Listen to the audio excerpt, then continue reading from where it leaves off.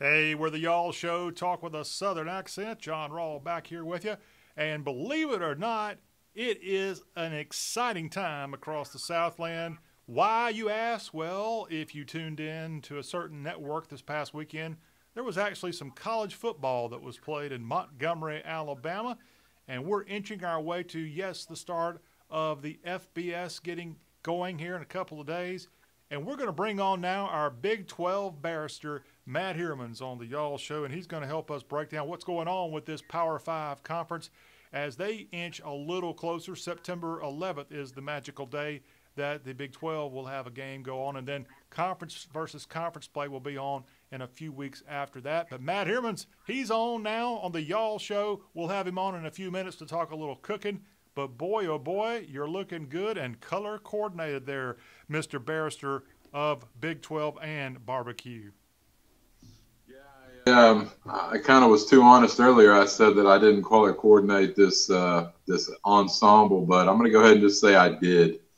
Why not? I planned it. So how are you, John? I am good, and we appreciate you taking some time to come on with us. And how about that first weekend of football? We only had one game, but boy, was it glorious.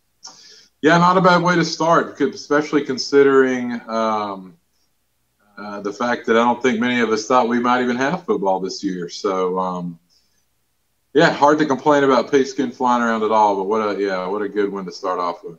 And the one we're referencing, the UCA Bears out of Conway, Arkansas, and the Austin P. Govs out of Clarksville, Tennessee. They got together in the FCS kickoff. And boy, was it a great way to start the college football season.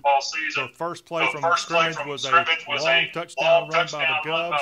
And then you had a game to go. It went right down to the very end. And UCA, Central Arkansas, with a almost walk-off win there to start college football. Even President Trump got in on the phone. I don't know if you saw that. He actually tweeted out or retweeted that opening play, offensive play that went for a roughly 75-yard touchdown. Did you see that tweet? I did, and you know, I guess if the president is watching, no offense, but if the president is sitting down to watch an FCS game, you know that this is probably one of the biggest, highly rated games that the FCS has played, I think. So very cool for them, and very happy that we had a great game to start off with. And, yeah, it's cool to showcase FCS programs, I would say. And those UCA, the Bears out of Conway, which I know you know this, what is unique about UCA's football stadium? Ooh, John.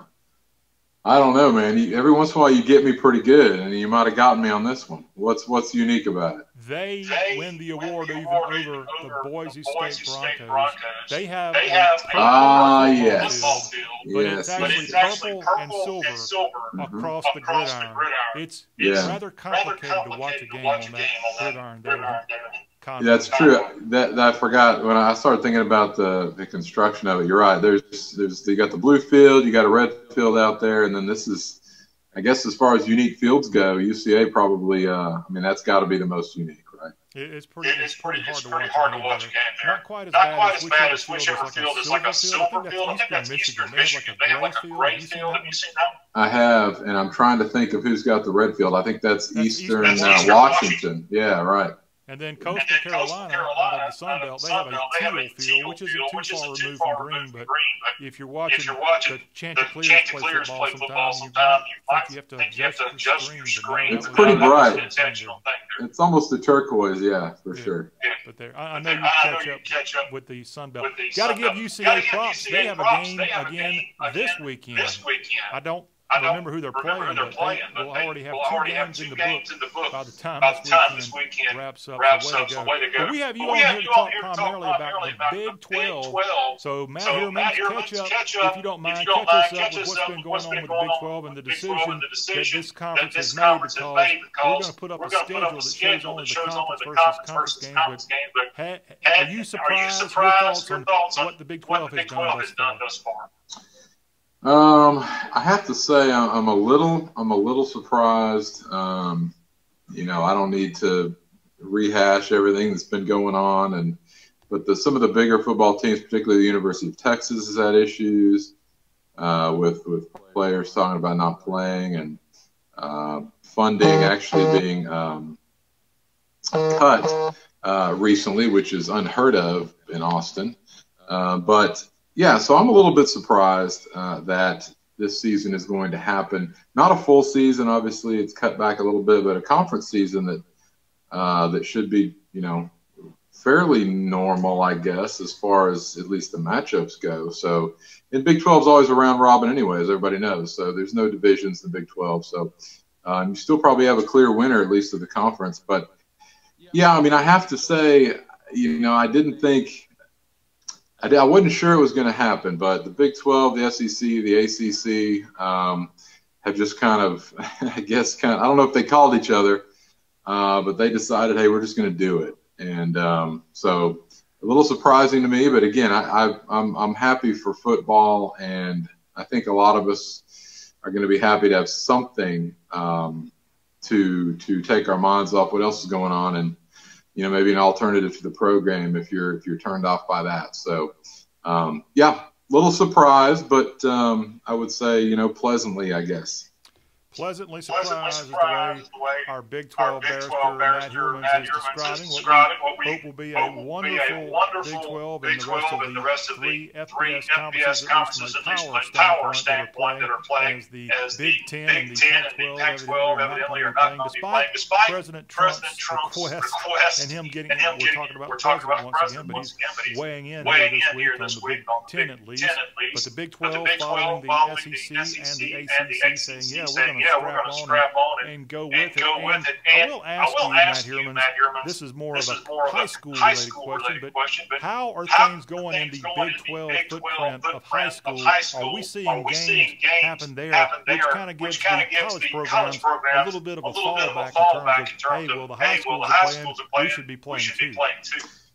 Yeah, at least throughout, I live in Texas, obviously, at least throughout this area, there has been chatter about, what's going to happen. But as far as right now, I don't think any high school programs are necessarily scrapping the season, at least at this point. So, you're right. I mean, I guess it could kind of go the other way. You're saying the big boys are doing it, so we can do it. But in big time high school football states, it does kind of go the other way a little bit as well.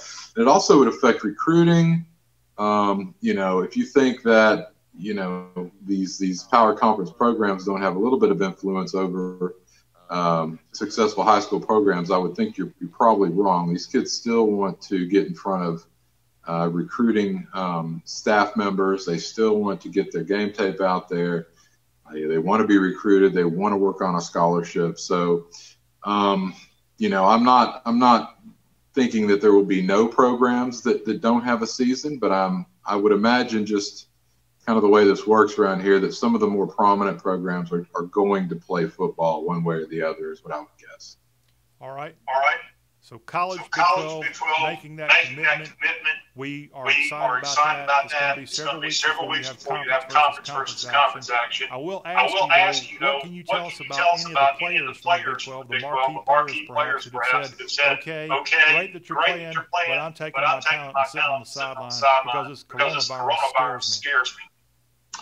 Well, I've read a couple stories. I haven't kept a list, but there are some folks that have done that. I'm trying to think of names right now that I'm on the spot. There's a couple players from the University of Texas that decided they're not going to risk it. Some of them have had family members affected by the virus. There are players that have decided, or at least, I don't want to use the word holding out. That's a professional type thing. But there are players that some of the programs that have discussed maybe missing games as a protest or sitting out. Again, I haven't kept the list of those names. There's a lot of talk, and I'm just curious. I will be curious to see if any of this actually pans out. If anybody does sit down, if anybody does decide not to play, because at the end of the day, while you might want to make a point, you still, some of these folks who think they have a pro future will want to get out on the field, particularly if maybe if you're looking at the NFL, if you're not a guaranteed first round pick at this point, you're going to want to play. So I will be curious to see who actually sits out and who actually maybe follows up what they've talked about once the season comes. I anticipate actually that most of these guys are going to play. Not Big 12 related, but there have been some coaches, particularly Nick Saban, talk about, that some of these guys are going to be safer, playing football and kind of surrounded by the systems and things they have in place there than banging around their hometowns, doing whatever they want to. So I don't know. I'm optimistic. Again, there have been some rumblings at pretty much every program about people either sitting out for COVID reasons or protest reasons. I don't know. We'll see what happens. I would put my guess is going to go on the fact that the people are going to play.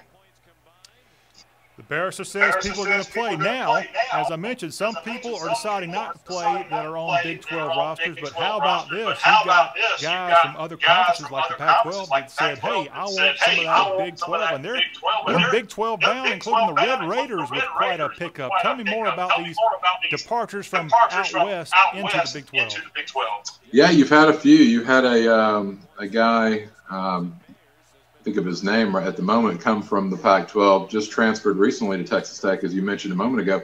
It's a guy who's probably going to play quite a bit this season.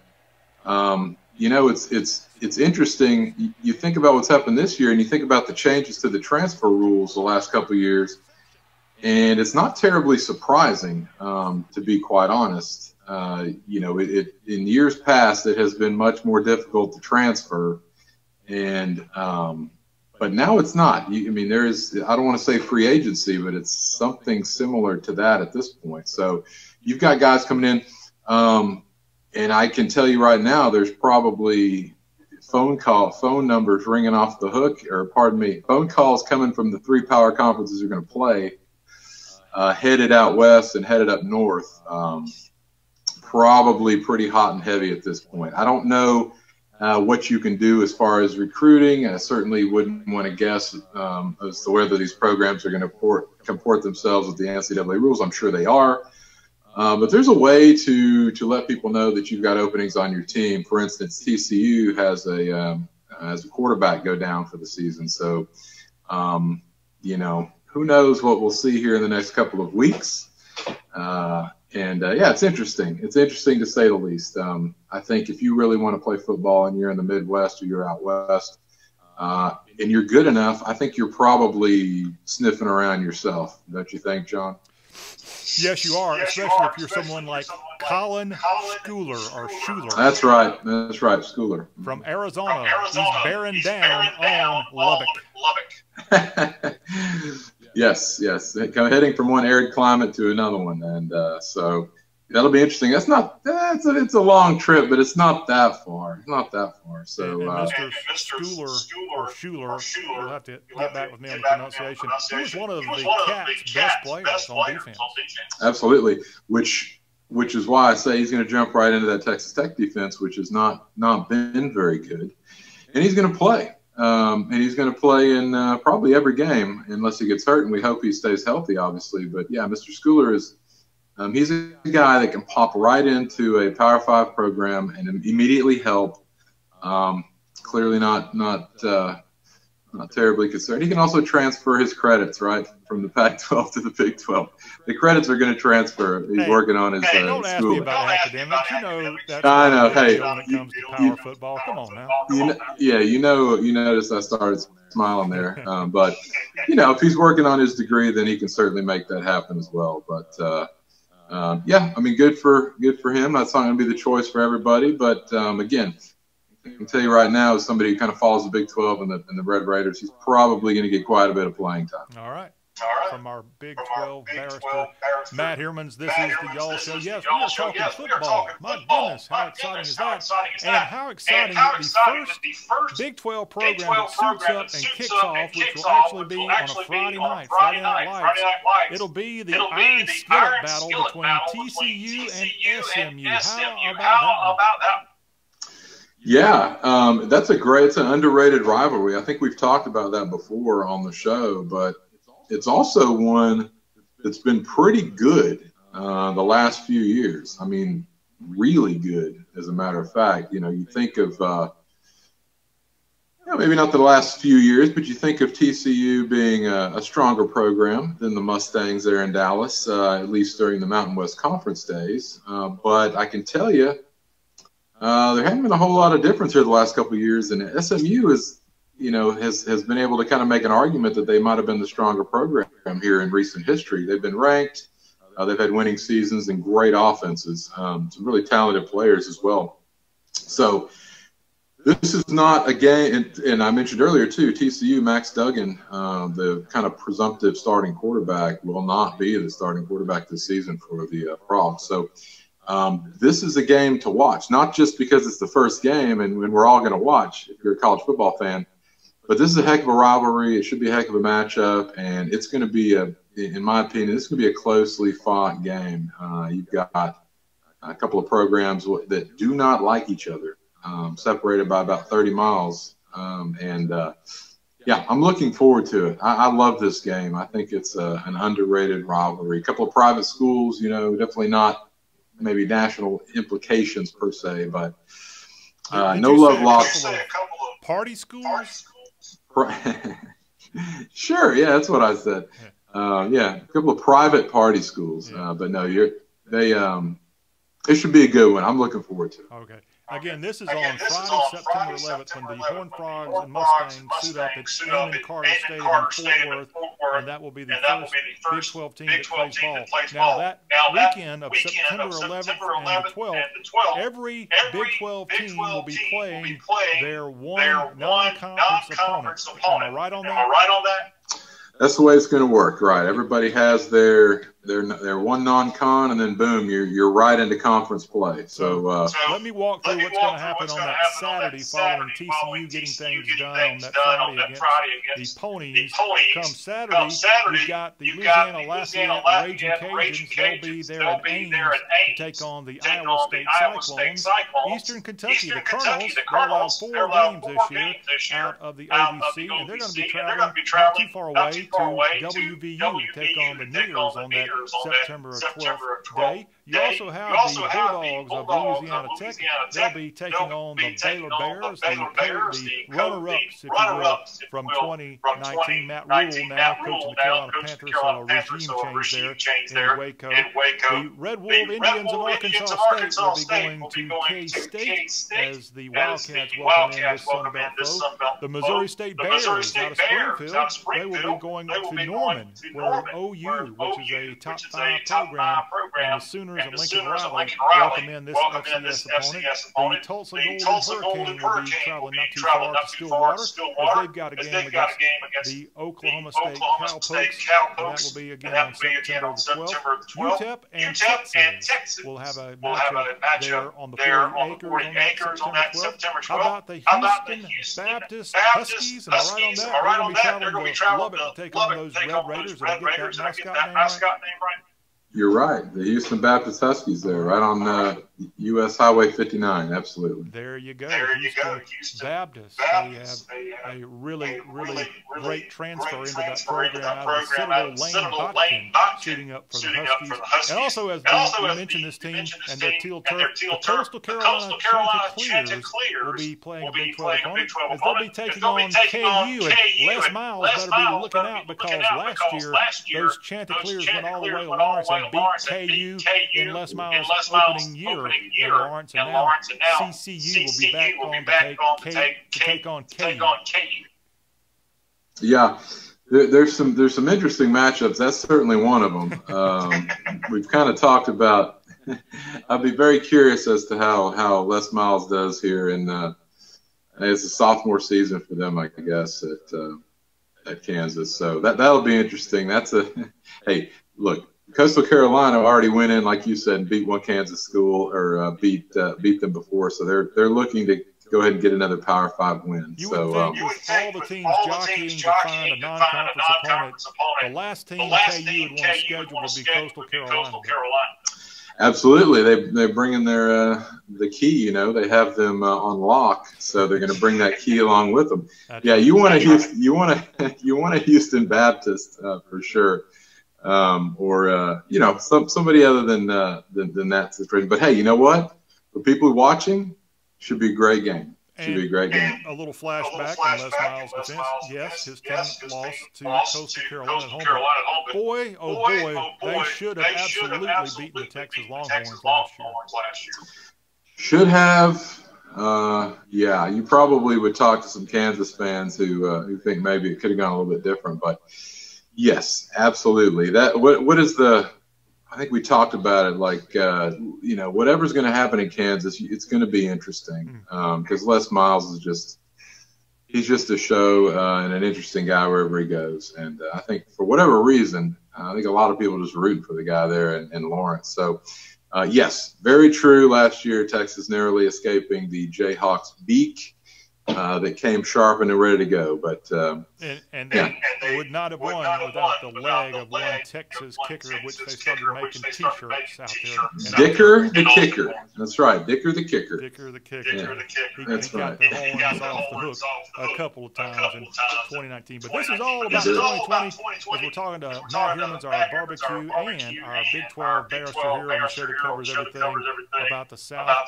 And if you have a question or comment about Big 12 football, hurry up and get that question or comment in, and we'll get old Matt to answer that if you have the opportunity, Matt. All right, now let's move on to that real weekend where we're going to see football played big time in the Big 12 Conference. One interesting note, so everybody plays September 11th or 12th in the Big 12. Then they take an off week. They don't play September 19th weekend, but then everybody starts playing the Big 12 schedule come September 26th. You got to give them props on the coordination of the conference, Matt Heermans. Absolutely, and you know it works out nicely because you've got everybody playing. Like I say, there's no divisions, so it's kind of clean. You got the 5 games, you got everybody playing on that day, so it'll be nice. You know, you got some interesting, you got a couple interesting matchups as well that we can certainly talk about. Well, let's talk about it. Let's look at that very first weekend of Big 12 football. Baylor and Kansas, maybe not the most exciting matchup. Iowa State, TCU. You also have Oklahoma and K-State. That ought to be a pretty good one. Yeah, Oklahoma, K-State, one of those programs that just doesn't lay down for anybody. And we've talked about this before. Is it Kleiman or Kleeman? There in Manhattan. I think it's Kleiman. Kleiman, yeah. I think we figured this out before. But yeah, this is a guy who's got a hard-nosed football team. He kind of brings an attitude to the program there where they're not scared of anybody. They're not scared of Oklahoma. They're not scared of Texas. They're not scared of anybody. So I'm looking forward to that particular matchup. That's a top 5 team, as you said before. In fact, sitting at number 5 in Oklahoma. And I don't know. You know what? You're not having a whole lot of non-conference tune-ups, so you never know what's going to happen that first real week of the football season. So we shall see how that plays out, but I'm looking forward to that one. Barrister, we have had a revolving door in Norman in terms of quarterbacks. What's the quarterback situation here in 2020? I think the quarterback situation at this point is we're going to find out who takes the field. You know, you're right about a revolving door. I had Austin Kendall for a while. There was Jalen Hurts, who comported himself relatively well last year. But again, that ship has sailed. So I'm not sure if Lincoln Riley doesn't like to name 100% starting quarterbacks. He does a little bit similar to what old Coach Leach has done in the past, which is one of his mentors. So we'll see who trots out against Oklahoma. I'm guessing that first week you're going to have a few different guys get some snaps there against we just talked about it. The first tune-up game, the non-conference game. Oh, you're talking about when Oklahoma takes on hey, how could you forget this one? The Missouri State Bears. That's right. The Missouri State. I was about to say I would have gotten it wrong because we just talked about it, but we'll see. They'll find somebody. Somebody's got to be able to run that offense, though. So. All right. Hey, how about the opening weekend? It's got Texas Tech. I think they're hosting the Texas Longhorns there in Lubbock. Yes, absolutely. Number 14, Texas. You know, this is a matchup that has had some shine in the past. This is, again, one of these underrated kind of rivalry games. I've had some big-time upsets, if you remember, over the years, and really close games. You've also had some lopsided games in recent history. Texas Tech, of course, struggling under Cliff Kingsbury, and then continuing to struggle under Matt Wells coming in from Utah State. But, you know, you never know what's going to happen in Lubbock. The fan situation will be a little different than other years for obvious reasons. But, you know, this can be a place that can trip folks up. Again, the interesting part of this is going to be I'm going to go back to the lack of non-conference. You're going to have one tune-up. You're going to have interesting practice schedules. Then you're going to have one tune-up, and then you jump right into conference play with other Power 5 programs. So, you know, I would predict – I'm not calling an upset here, but I'm predicting that there are going to be some wild and interesting surprises the first week of conference play, not only in the Big 12, but in the other two Power 5 conferences as well. He's calling it. It ought to be a fun season. I love the fact that they're all putting on the big Power 5 programs in the South, putting on their big boy pants and trying to figure out how to make something of this crazy year that we've had to endure. And if it all works out, we're going to have conference champions at least. We're likely to have some kind of national champion crowned at some point. And the Big Ten and the Pac-12 will just have to sit back and watch everybody. Yeah, you're going to have a lot of football players on the couch being football fans in other conferences. So it's going to be interesting. You know, there's going to be some form of national championship game, I believe, and it's going to come down to one of three conferences. So, and honestly, no, I'm not taking a cheap shot here, but you know, the Big Ten and the Pac-12 haven't necessarily been piling up the rings recently. So, to be honest with you, I mean, these three conferences, you know, they might have determined the national championship anyway. So, you're probably going to hear a little bit of that chatter, I would say, from the folks who do play. That's just a guess on my part as well. And that's why we love him. He's our Big 12 barrister and our barbecue barrister. He is Matt Heermans, and we're going to walk with him throughout what we have here in this 2020 football season of the Big 12. And he's going to periodically come here on the Y'all Show and talk about Big 12 football in addition to some great food as well. But before we wrap up our Big 12 remainder of the time that we have with you, we want to go ahead and get the barrister's pick on who do we expect to be crowned champion in this crazy coronavirus season. Who's going to be a contender as well? Yeah, it's hard because there's a lot of different moving parts. Not just players on the field, but you know, I hate to be boring, but you know, until someone shows they can go ahead and dethrone Oklahoma. Lincoln Riley's done a heck of a job. He's not had a tremendous amount of success in the postseason, and I would say what I would say is he's taken some teams that have had some pretty fairly substantial holes and taken them to the playoff. And so I guess the point is he's done a lot with some teams that maybe shouldn't have gotten that far, and he's been able to take guys and kind of especially at the quarterback position, and kind of fit them in. The fact that Jalen Hurts was able to play, he didn't set the world on fire last year, but he came into a program with a completely different offense from Alabama. It could not be possibly more different. And he was able to function fairly well for the most part. So I have to give him some credit for that. So until somebody can do it, you know, until Tom Herman down in Austin shows that he is able to put them off their throne, I don't see anybody else challenging necessarily this year. Baylor, you know, Matt Rule, this is a rebuilding program. As soon as he left, he done such a good job. So I'll stick with Oklahoma and Lincoln Riley. And who would be in that catbird seat, perhaps playing in that championship game against OU? I go with the Texas Longhorns again. Not a huge shocker. I think there is a tremendous amount of pressure on Mr. Herman in Austin, and you wouldn't think so. He's only been there a short period of time, but it doesn't matter. He's got a tremendous amount of pressure on him to win, and even despite whatever happens, the folks in Austin who are not in the streets are going to want him to win a lot of football games. So I think it's going to come down to those two but I'll take Oklahoma. And Matt, we don't have the schedule up right now, but I know you've had a chance to look at it. Is there a little bit of a wiggle room in the schedule so that teams start having virus problems, they end up making shuffle things around a little bit? You know, I don't think so. I think it's pretty tight, especially if there's going to be a postseason. I think if people start doing that, I think you're going to have a shortened season. At least that's my guess. All right.